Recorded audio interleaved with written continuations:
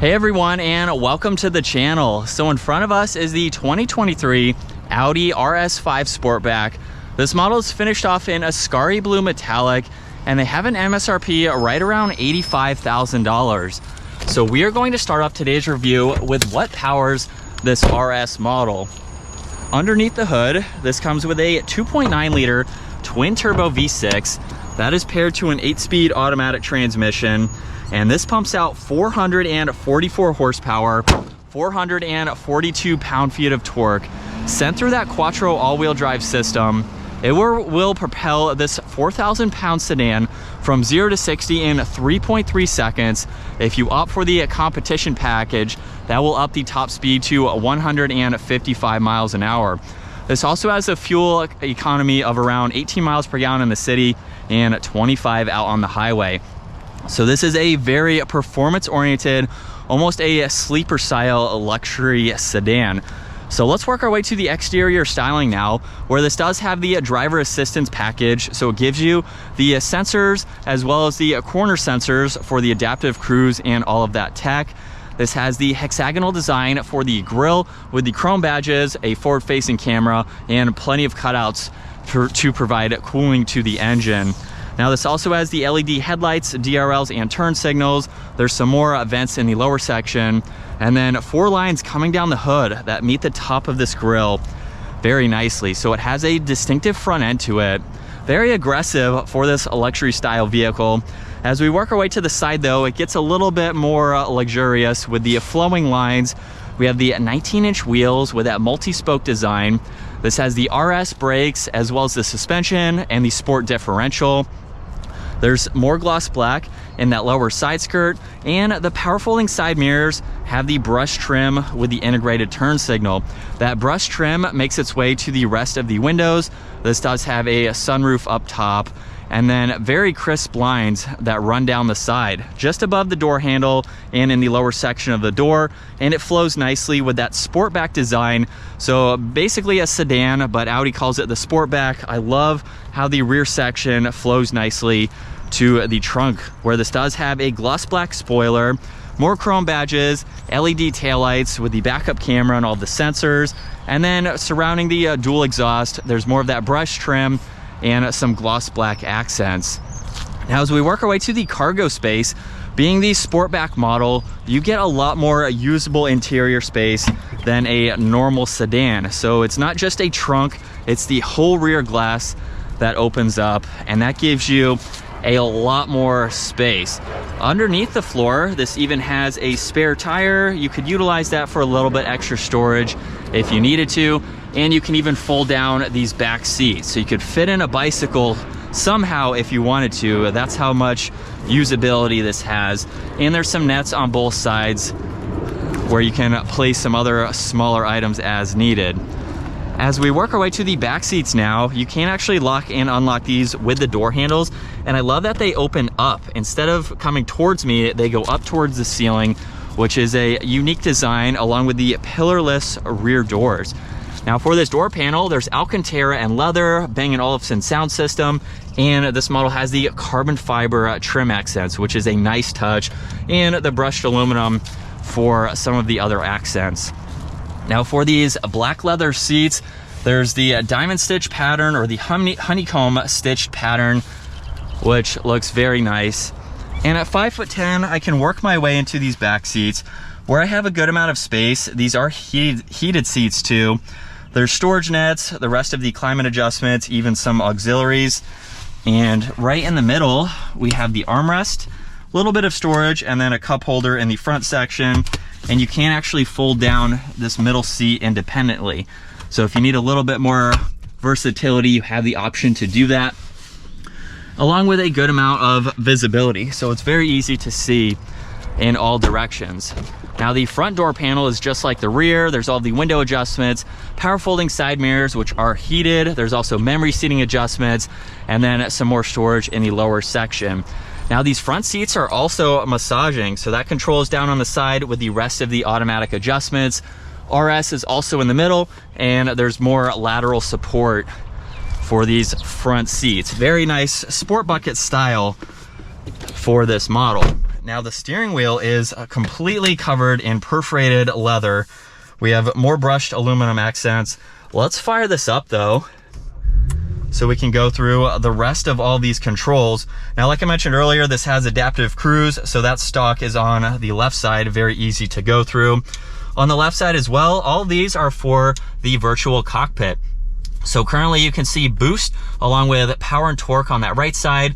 The tach and miles per hour are front and center, along with what gear you're in and the driving mode. And we are currently in one of the RS settings. So on this left side, there's a G meter along with the tire pressure. So that button is located on this right side, so you can toggle between auto, RS1 or RS2. You can adjust the heated steering wheel, volume and tuning, and all of the Bluetooth and voice commands.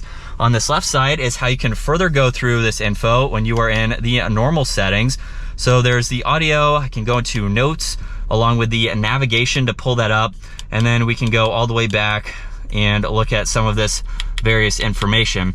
Now if I click on view, all of that information will get larger and you can look at it in full screen. So as you can tell with the navigation, now you can bring that up in full screen or minimize it if you don't need that front and center. Now this also has steering wheel mounted paddle shifters, which you can use of course. And on this left side, there's a little bit of storage in the lower section, actually a pretty good amount. So you can place some items there if you need to. More carbon fiber with all the headlight adjustments. And then right in the middle for this infotainment system, on the home screen where there's the audio, phone, and navigation, and then the rest of the icons to go into, like your phone and media.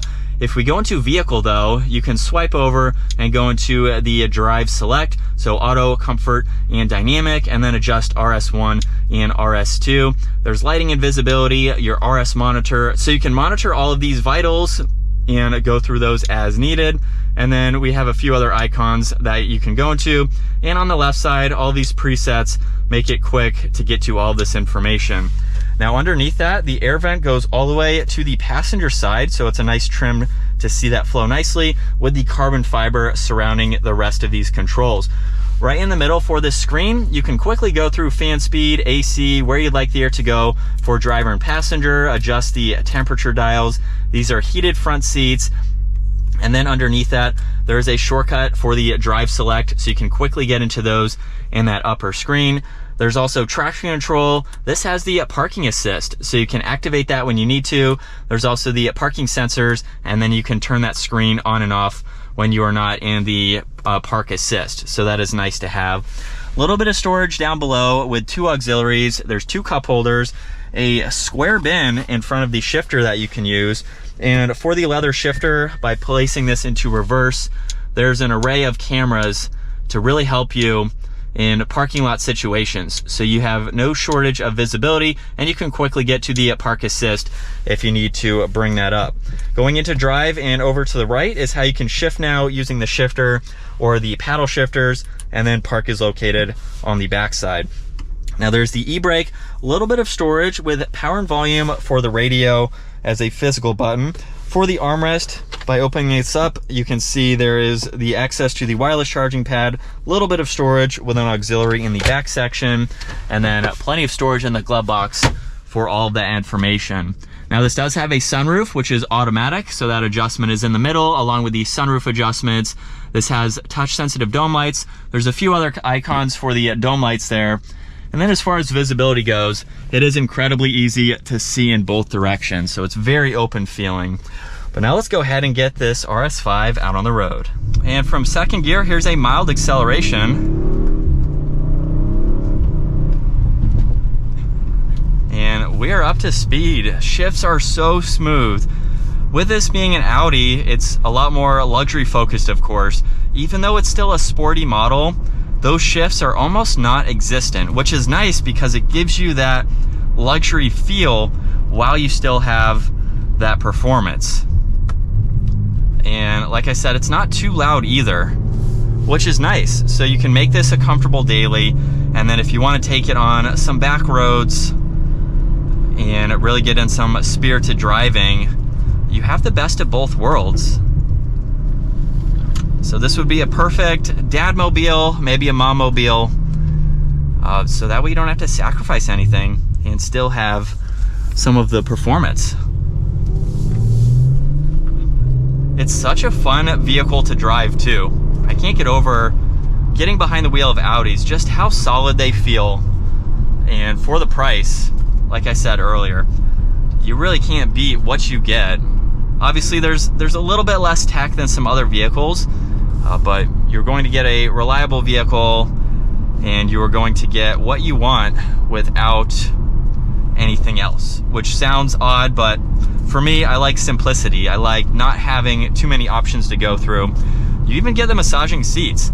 I didn't show that angle earlier, but we have 3 different settings that you can go through just to give you a little bit more comfortable of a drive for your daily commute. Such a nice interior. I will say that the back seat headroom is a little bit tight. I do wish that was a little bit bigger. You can go with the RS7 though, if you want that extra rear space. So if you want more of a smaller size sedan, the RS5 will be a good option to go with. And so we will do one last turn and acceleration for today's video. So coming down to second, brakes do a good job.